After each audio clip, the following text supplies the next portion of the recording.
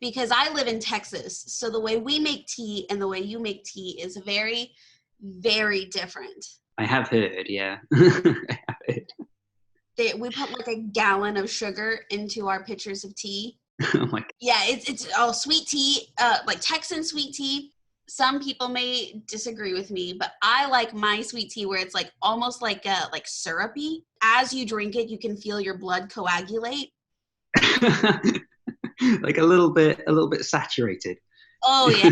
Oh yeah. It's so much sugar, and you have to pour the sugar in while the water is boiling so that way it can dissolve more.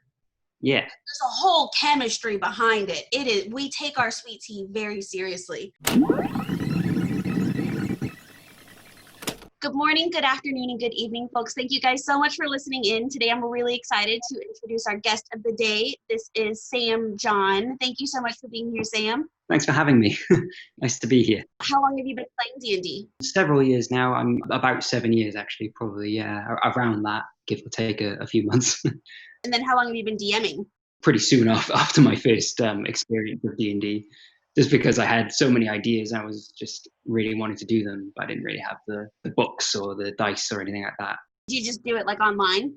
Well, I had a friend who introduced me to it when I was in mid-comprehensive school, and I asked them about how they found the books and things like that, and me being a 15-year-old, not having much money at all, and seeing how expensive the books were kind of broke my heart a bit.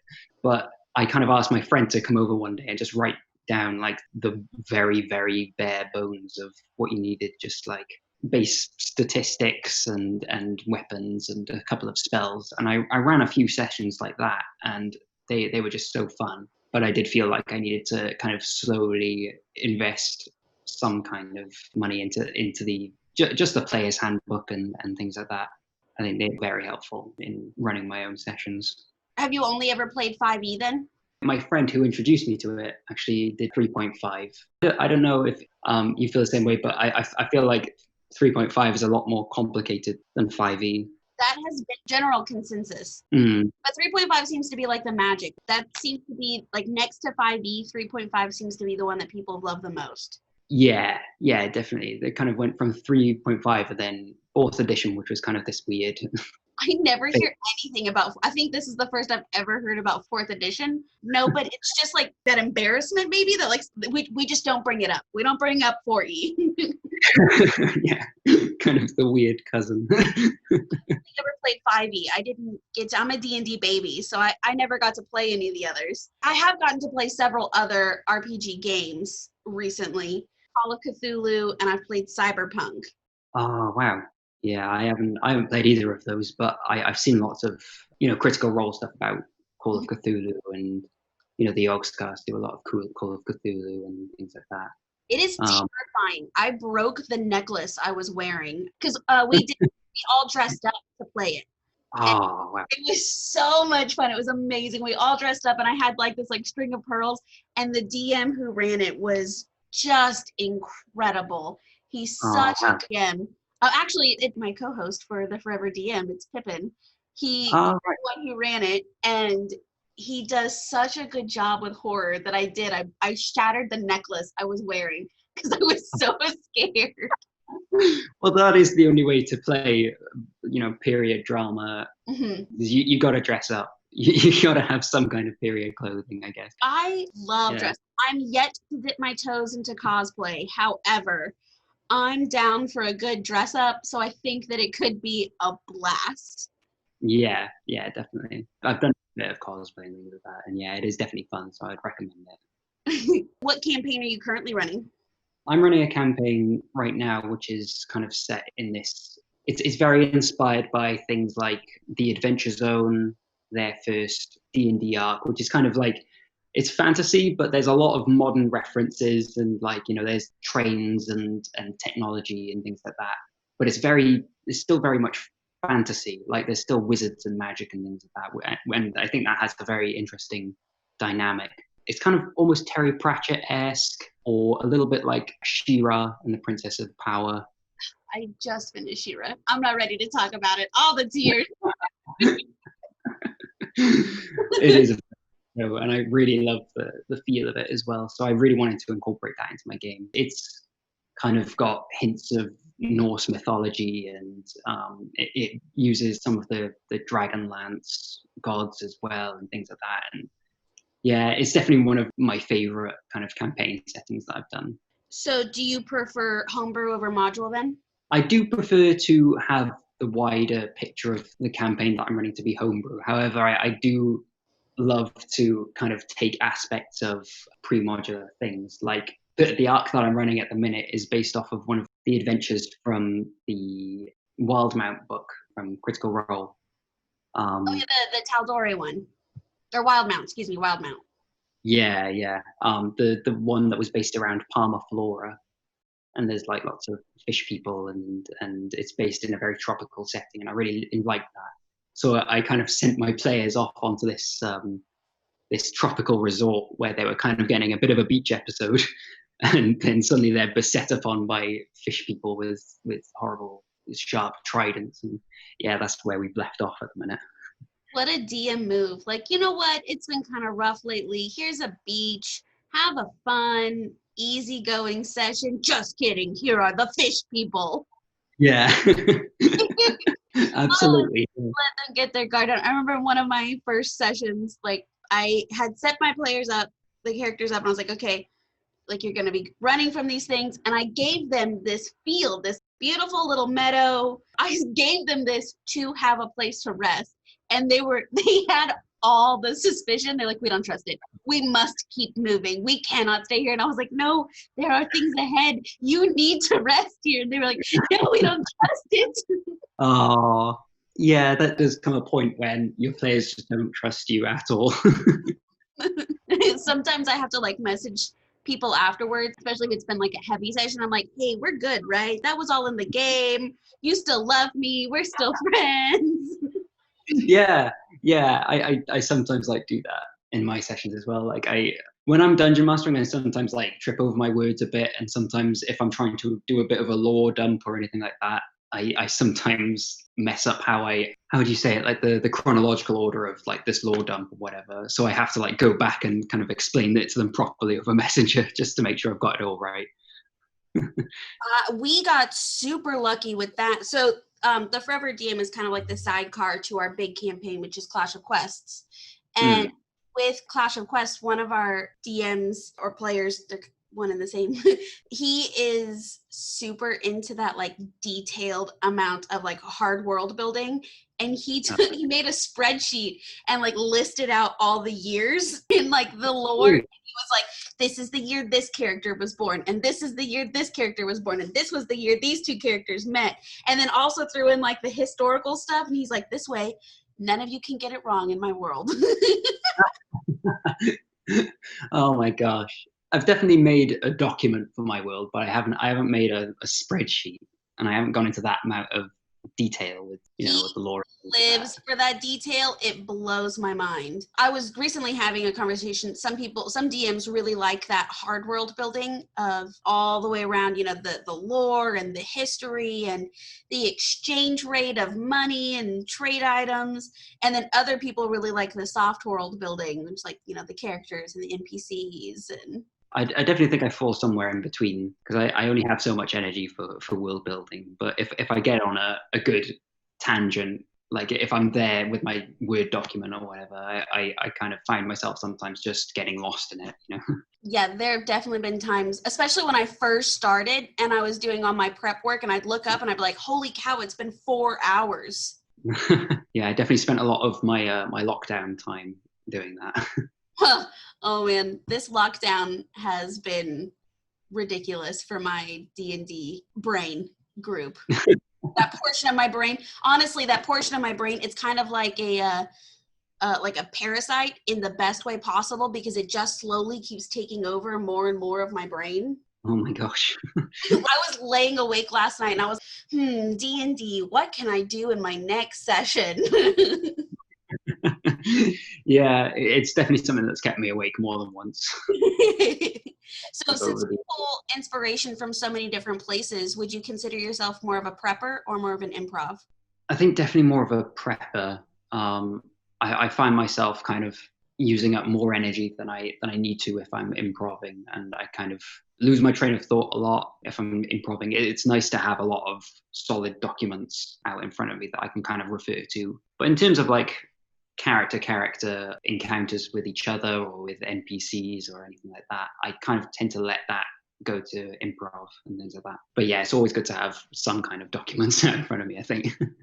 I think if it's my campaign, I like to prep it, but I also like to do a lot of one shots where I like to see, almost use it as like an improv. I mean, all DMing is just an improv exercise, but I like to use one shots even more so. So I'll just have like a monster and kind of what it's doing, and then I like to improv the rest of it out. I guess it like encounters like that, they're kind of more open to improving and things like that. Yeah, I suppose so. But I do agree with you on campaigns. On campaigns, I like to prep it out. I guess it is a good exercise for DMs to kind of just have a session where you just improv everything and just go for something like that. For me personally, sometimes if I'm thinking on my feet, sometimes I can just freeze, and I don't want to freeze. Like, I want to keep the things going. So I like to use them to as that little practice. Sometimes I'll tell my players, like, I don't know what's going to happen. Or sometimes I like don't tell them and I wait to the end. I'm like, could you tell?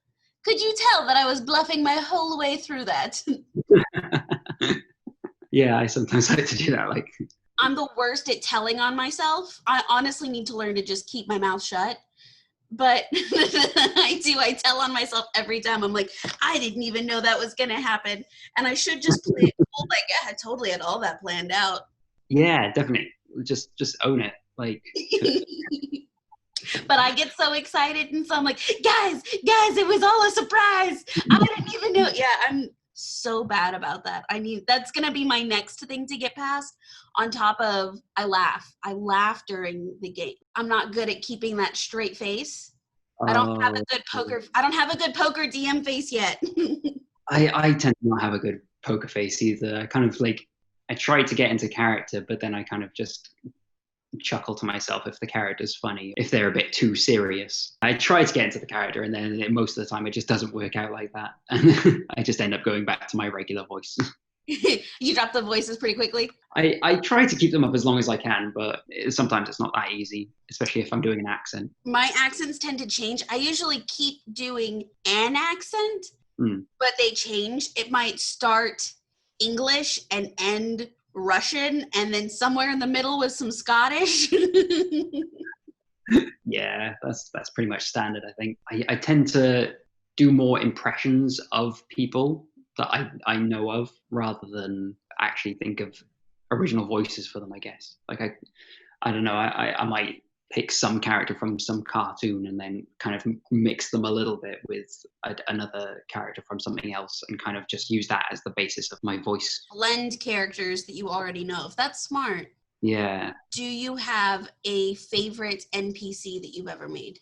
I do have a favorite NPC. Their name is Mr. Tibbsy. They are a 2 foot tall silvery lizard person with big black eyes, and they've got this kind of little leather waistcoat, and they are the guild master for my current campaigns, like mercenary / adventurers guild, which the players are all a part of.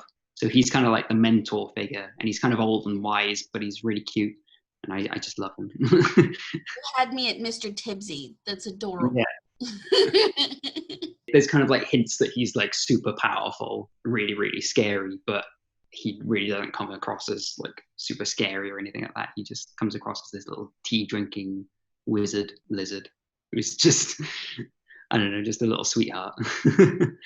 So in our Clash of Quest group, we have 2 Englishmen, and so I like to pick on them for their tea and how they drink tea, because I live in Texas. So the way we make tea and the way you make tea is very, very different. I have heard, yeah. I have heard. We put like a gallon of sugar into our pitchers of tea. Oh my God. Yeah, it's all sweet tea, like Texan sweet tea. Some people may disagree with me, but I like my sweet tea where it's like almost like syrupy. As you drink it, you can feel your blood coagulate. Like a little bit saturated. Oh yeah. It's so much sugar, and you have to pour the sugar in while the water is boiling so that way it can dissolve more. Yeah. There's a whole chemistry behind it. We take our sweet tea very seriously. However, I am going to Europe next year, and I am so excited to try real tea. And okay. I just learned that you guys put milk in tea. I didn't realize that you could put milk in tea. Yeah. A little dash of milk doesn't do any harm. You know? I never knew about that. It kind of boggled my mind for a minute. It depends on the tea. Like if you're getting some kind of fruity tea or anything like that, you don't really want to put milk in that. But you wouldn't put tea. You wouldn't put milk in like green tea. No, you wouldn't do that. All right. Okay. That would be an abomination. Abomination. Even more so than my sweet tea. Oh well, if it's its own thing, I mean. Oh yeah. If it's a brand of tea, I guess it kind of works out. If it's like a sweet tea, make it how you want. I'm not a big tea fanatic, but to each their own. What would you consider to be your niche? Like some DMs are better at combat, others prefer the lore and things like that. What would you feel like your niche is? I feel like I'm kind of thinly spread over a lot of areas. I feel like I'm like the bard DM, kind of is a jack of all trades but master of none. I think if I had to really pick one, it would probably be the lore. I'm quite good at making up lore for worlds, but then actually doing it in game is completely other. But yeah, I think the lore is definitely my niche. Like it's just really fun to like make up all of this interesting stuff, and because it's your world, you can just kind of make it how you want, really. And once you get something that you really love and you really love writing about, then that's when you get like really excited to share it with your players. But then they're not far enough in the story yet that you can tell them, Oh man, yeah, that's definitely a struggle. I know it's a big struggle for a lot of DMs where like they get so excited and they're like, look at all the things that I made, and try to cram it down their players' throats too quickly. And I think that's also like one of the sad parts about being a lore DM is so much of it never gets used. Absolutely. Like I know my friend Connor, who is also a dungeon master, he always like says, oh, you completely just bypassed this whole thing that I made. And then we were like, oh no, we can go back. And he's like, no, it's fine. It's fine. Yeah. But he's also a bit of a lore DM now, I think. But he's very good in general. Yeah. I think a danger with being a lore DM as well is a bit like railroading your players a bit. Mm-hmm. That can be quite a big danger. Like I know that looking back on some of the earlier games that I ran, maybe it didn't matter so much back then because we were all younger and we were all just looking for like a cool little adventure that we wanted to go on. But now that me and my friends are all a bit older, we're kind of looking for a bit more freedom and a bit more exploration and a bit more like consequences to actions and things like that. And I think that railroading can be the death of that a bit. Like I kind of did that when I was in my younger stages of being a DM, where I'd kind of just make an adventure, and I foolishly did not anticipate that my players would have completely other different ideas and go to this place that I hadn't prepared at all. And then I'd get stressed out and it would all go downhill from there. So I'd kind of try and keep them on track as much as possible, which kind of, it can work out well if the story's really good, but it's always nice to have a bit of freedom as a player to go and do what you want and have something waiting for you when you do it. So what do you do then when the players decide we want to, like you've prepped A and B, but they want to go to Q? How would you handle that? Well, earlier I mentioned that I try improving. I think that's kind of what I default to, really, and I kind of just very quickly think up an NPC with a goofy voice who inevitably becomes a party favorite who must become a recurring character later on. Every time. But yeah, there's been so many instances of that where I've kind of just had to like be like, oh god, there's a gnome. His name is Frederick, and he is a warlock or whatever, and he sells you 2 potions in a nutshell. So you just kind of let them go with it. I think a big thing that a lot of DMs have been talking about lately is that it's not your story, and they're playing in it. It's their story and you're narrating it. Absolutely, yeah. I don't really think the DM is a storyteller. I think they're more of a rule keeper, like a referee. Like, so they are the person that you talk to say, oh, can I do this? And you kind of, look over the rules. You say, yeah, sure, you can do that. Usually I give a little bit of lenience to the rules. Like I say, oh, yeah, fine, yeah, go for it. If they're doing something that's a little bit outside of the rule book, I'm just like, yeah, go for it. Like I don't want to hold up the fun by being a stickler for rules. You use the rule of cool? Yeah, if I can't be asked to look for the rules in page 300 and whatever of the player's handbook, I'm not going to hound them about it. I'm just going to say, yeah, do this and roll this dice and add this many. I try to just keep it rolling. Yeah, a lot of times I try to do, like, if I think it's one thing, or say like one of my players is like, well, actually I think the rules is more like this. I try to like keep the story going, and I'm like, okay, we're gonna do it this way. I'll look it up, and I try to alternate between my way and their way, and so to make it fair. And I'll say, okay, we're gonna do it this way this time. I'll look it up after session, and then we'll do it that way next time. Yeah, that seems like a good way to do it. Yeah, just kind of say, okay, I didn't know that, so can we do it this way for now, and then when I get a chance, yeah, look it up, and that's a really good way to do it. Well, that way you don't get like bogged down with so many books to look up rules in. Oh my gosh, yeah, and especially if you've made up your own rules for certain things, if you've like homebrewed an item or something like that.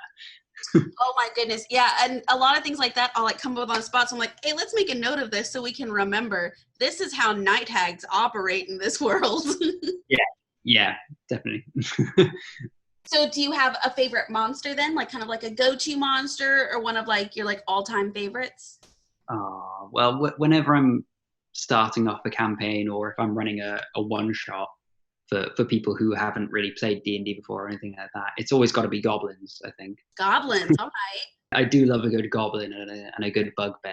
I have not used bugbears yet, but I am a fan of the goblin. Yeah, they are. Their voices are so much fun to do. Yeah.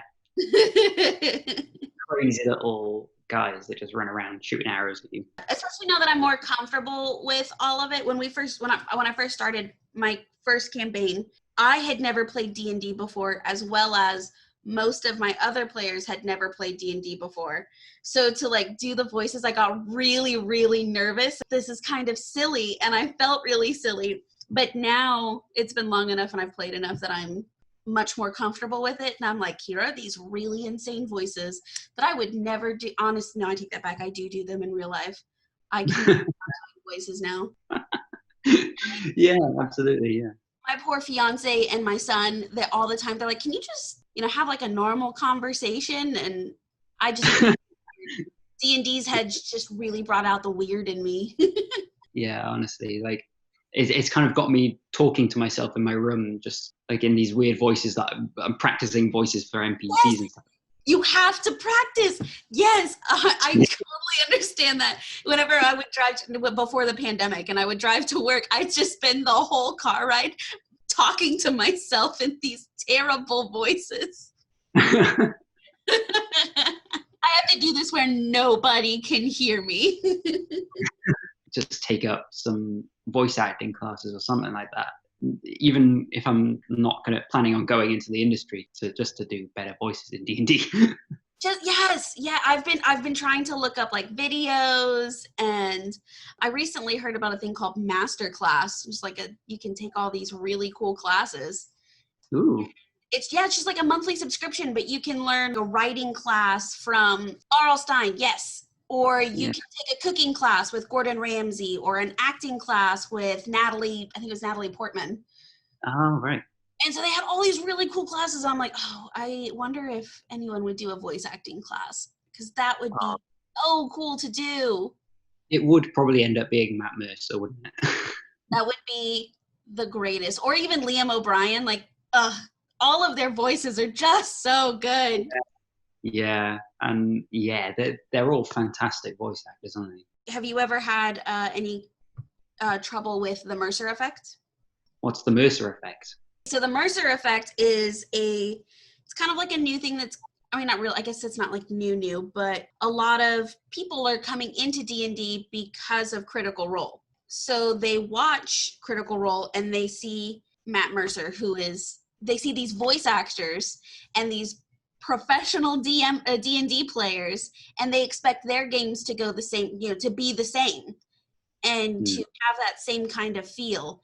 Right. Okay. I think I started D&D a little bit before Critical Role was really out and about, but definitely when I had started watching it, I definitely felt like I needed to up my game more in terms of I felt like I needed to do all the voices like professionally and like just not professionally, but like better than how I was doing them, and like plan my games out more and do them weekly almost. And for someone at my age at the time, I probably would have been about 16, 17 when I first started watching it. And oh my gosh, I wouldn't have been able to do it weekly at all. So yeah, I think I did suffer from it for a bit, but then, I kind of figured that I needed to stop trying to be as good as Matt Mercer and Critical Role and all of that, and kind of just try and do it at my own pace, do stuff that makes me happy rather than trying to act like someone else, I guess. Absolutely. And that's what I mean, it's a game. It should be fun. Absolutely, yeah. Bottom line, it is a game. It's a game, it should be fun. However, that being said, sometimes being a DM just requires so much extra that fun becomes a little bit, sometimes it's kind of like, all right, I've got to do this one part that I don't really want to do. Yeah. Like for me, it's map drawing. I hate map drawing. I dread it. Yeah. My campaign has had a month off because we had like we had a Father's Day here. Most of my players had to work, and then some of our other players eloped and got married. So we took a month off, and we have our first session this weekend. And I had a whole month to draw maps, maybe even like a month and a half to draw maps. Here it is. What is today? Friday, and I still have not drawn my maps for Sunday. Oh my gosh. Is that like battle maps or like world maps or? Yes. Okay. It's a both. Yeah. I've been running this campaign with my friends for about 2 years, and the world still doesn't have a map. So I don't think it's entirely necessary. You just kind of point out where everything is roughly. This is north of that and things like that. And really, I mean, so I'm running Curse of Strahd. So the maps are already done. I just have to draw them bigger. I have a very large party, so I usually have to make my maps bigger so that they can all fit. Otherwise, we get stuck in a hallway. Oh my gosh, yeah. Yeah, that was something that I struggled with early on as well. Like not gauging how big my groups would be, and then creating just this tiny little room that they would all struggle to fit in, let alone fight in. Yeah, I have a party of 8 for Curse of Strahd. And I think that was my first DM mistake because I, as a person, am so extroverted that I was like, all of the people, yeah, let's do it. Let's do all the people. And then I learned how hard it is to run a party of 8. I love it. Like, I wouldn't change it. I love my party. But having a party of 8 is a struggle. I think the most I DM'd with was 7. So yeah, I kind of know the feeling. It is great fun while it's happening, but then afterwards you kind of feel a bit drained. Like my current campaign only has about 4 people in it, and that's if everyone is there. That's kind of the magic number for me, I think, for 4 people for a long running campaign anyway. That seems to be, a lot of people feel like 4 is that magic number. Yeah. I just started playing in a campaign before, and it's different. But all of the campaigns that I've played in have been larger. Our Clash of Quest is 6 people. My Curse of Strahd is 8. So like and I think I have another one that's 5. I think I have so many things going on. My brain doesn't always keep, but yeah, so I've always played with more, but playing with the 4 it's different. Like I do enjoy it. I think running campaigns, I do like them to be larger though. Each to their own. You could go back in time to baby Sam DM. What piece of advice would you give him? Definitely start small, I think. Like start with one town or one village or one city, and just develop the hell out of it. Just really go to town with detailing this village as much as you can. Give it a really, really nice inn where the party feels safe after going on their adventure. A good little woodland area where they can go on adventures, or like not making anything too like obscure either. Like have it clearly labeled as this is the blacksmith, this is the general goods store, but then make it like nicely detailed and have some good NPCs running them. Mm-hmm. And you could run a whole arc there just in that town while you're developing the rest of the surrounding area, and then build out from there. When I was Babby DM, I was kind of set on developing this whole world right away, and that would just completely fry my motivation for actually running the game. I can definitely relate to that. I went way too hard at the beginning. Yeah, I think that's a lot of problems that new DMs specifically have with creating worlds. But yeah, just start small, and don't be afraid to use stuff that you've made but the players haven't specifically explored. So if you made this whole encounter in the woods with some bears or whatever, and the players didn't go to it, that's fine. Just pack it up and use it for later. Maybe change the creatures or whatever. Oh, I like that. Like you can still use it later just because you don't get to use it immediately. Yeah, just definitely recycle it and change the location of it as well. Like use it in when they're in the Arctic tundra or whatever. Like pull out that encounter, but just change them for polar bears. and don't be afraid to integrate like pre-written stuff into your world as well. So if say you accidentally give your player something that's OP, or your players start to become overpowered, then do you just up everything else in that world, or do you find a way to take the players down a notch? If I gave my players an item that I thought was okay at the time, and then it turned out to be quite overpowered and made them kill all my bosses and enemies really, really easily, I might start to give some drawbacks to that weapon or item that they're using. Like it would be just something subtle at first, just like some sort of subtle narrative thing when you go to sleep with this item nearby, or like while it's attuned to you or whatever, it starts to whisper in your ear and things like that, and then maybe it'll start lowering your intelligence the more you use it or something like that. Like these kind of drawbacks to it that kind of slowly come on. So that kind of gives you some freedom to kind of give them this item, let them play around with it, see whether it's overpowered or not, and then if it is, then maybe add some drawbacks to it. And then that can also add into your lore as well. Oh, I like that. Okay, I like that idea a lot. Do you feel like as a DM you get to help your players work through their own inner struggles? What you mean, like role playing and things like that? Mm-hmm. Like through the role play, you're able to help them work out.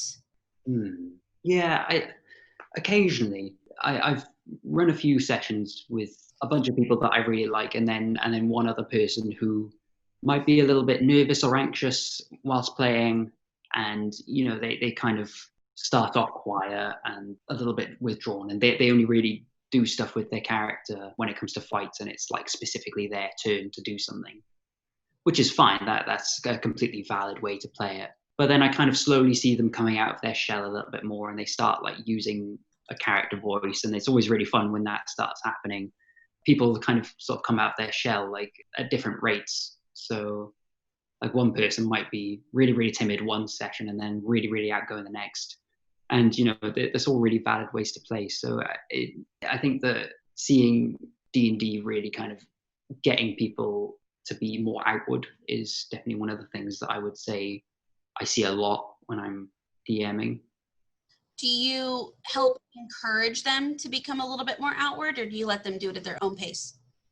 I tend to let them do it at their own pace. If they're really struggling and they really like kind of aren't enjoying that much, then I will like kind of message them afterwards and say, "How was that for you? Like, are you having fun with this thing?" And they might say, "Well, I might be struggling, with role playing or figuring out my character sheet or whatever." And I'm like, "Okay, that's fine." And I kind of just sit down with them and have a little chat about it. And usually that helps them a lot. I think I used to be like that as a player, and I used to be quite nervous. And I sat down with my dungeon master at the time and just kind of explained this, and it really helped to know that they knew that I was feeling nervous. I think every player, when they first start playing, is going to be nervous, to be honest, and it's something that we've all been through. So it's not playing for the first time is not something to be anxious about. Literally everyone there is either going to be just as new as you, or they've been through that phase when they have been just as new as you. Oh my gosh, yes. I had a full-blown panic attack on the way to my very first game. Oh my gosh, yeah. I was just like, I don't know what I'm doing. I don't know how to play this game. I'm going to ruin the whole game for everybody else. And like, just really let that get inside my head. So that I think that would be really good to work with your players that you can tell are a little bit more anxious, and just have that that private open communication with them, so that way I don't feel like they're on the spot. They don't have to respond in front of everybody and be like, yeah, I'm really anxious, but having that private communication with each player to check in on them and see how they're doing with it, I think is a really good idea. Having that player dungeon master communication, feeling like you can go to the dungeon master and talk to them about any issues that you might have with the session is also, I think, a pretty critical point of D&D. This part kind of moves into more of, it's less about Sam as a DM and more about Sam as a person, but if they bleed together, it's not a big deal. All right. If you could recommend one book, movie, and TV series that you just absolutely love and really recommend. Well, my girlfriend has about 2 years ago, recommended to me this book series called Realm of the Elderlings by Robin Hobb, and it is just fantastic. It's a fantasy series about this boy who is the bastard son of this royal family, and he is raised into that, and there's a lot of like fantasy elements and things like that, and it's just really, really well written, and I absolutely love it.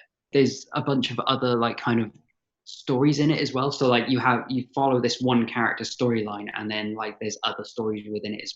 The first book is called Assassin's Apprentice, and then like the second trilogy is the Live Ship Traders, I think it's called, and it's all about kind of like pirates and things like that, but it's all set in the same world. And like, yeah, my girlfriend's just finished reading them, and she's finding it really difficult to read anything else that's fantasy, because she's really the style of writing that's come from these books.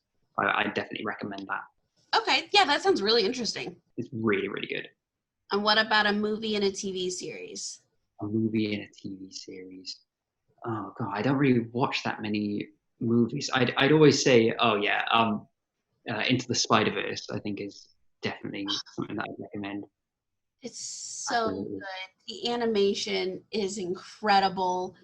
So beautiful. My gosh, I could talk all day about it. Yeah, my 6-year-old is convinced. He's asked me at one point, he goes, Mom, how old will I be when the spider bites me and I get my powers? I think that was me. I didn't have the heart to tell him, and I was like, I have no idea, buddy. I'm always a third a TV series, is it? Mm-hmm. This is a really difficult one because I love a lot of TV series. Over the Garden Wall, I think I'd have to settle on. Yeah. Yeah, it's a Cartoon Network show, and it's when did it come out? About 2014, I think. I think it came out. I'm not sure. Around then, and it's about these two boys that like go on all these like whimsical adventures in the woods and stuff. But then it's really, really spooky and creepy like undertones to this really, really nice, bright and cheery animation, and it's really, really interesting. It's on Netflix. I definitely recommend it. It's like 10 episodes that are 10 minutes long, so you can watch it in about 2 hours, really. All the binging. Yeah, yeah, 100%. I did that with the last season of She-Ra. I was like, I forgot the new season was out. Oh, okay. And I watched it in like a day and a half. Yeah, me and my girlfriend did that. We started watching it before lockdown. I think it was last year. Watched it pretty fast, but then we kind of caught up, and the new season wasn't out yet. Oh It no. was itching to come out. And then when it did, we were kind of like, okay, we got to savor this. We can't just binge it all in one day. And then we ended up doing it in like about a week. It was such a good series. I love that series so much. It's definitely very high quality. It's good stuff. Last question, which is the most important: Dirty Dancing or Footloose? Well, here's the thing. I haven't seen either of them. Perfect. I was wondering how many interviews it would take me to get through somebody not seeing either movie. Yeah, I haven't seen either of them. Beautiful. That is okay. I know that Footloose has Kevin Bacon in it. It is Kevin Bacon, and Dirty Dancing is Patrick Swayze. Yeah. Oh my gosh. Okay. Yeah. No, I haven't really watched either of them. No. Okay. It was gonna happen eventually. We have like a side tally going on who votes for what. I'd never been asked that question before, and Pippin was like, "Hey Natalie, Dirty Dancing or Footloose?" And I was like, "The audacity that you have to ask me that question." And what was it? What did you pick? I picked Dirty Dancing. Okay. Yeah. Because Footloose, I mean, they're both good movies. I enjoy them both. Footloose is about like a whole town and they all start a movement. But Dirty Dancing has this one girl who's been told her whole life, like, she has to be a certain way, she has to look a certain way, act a certain way. And so it's about this one girl, like, revolting against everything that she's been taught her whole life. And I just love it. Anything with like a strong female fuck the man kind of thing, I'm about it. Yeah, that sounds awesome.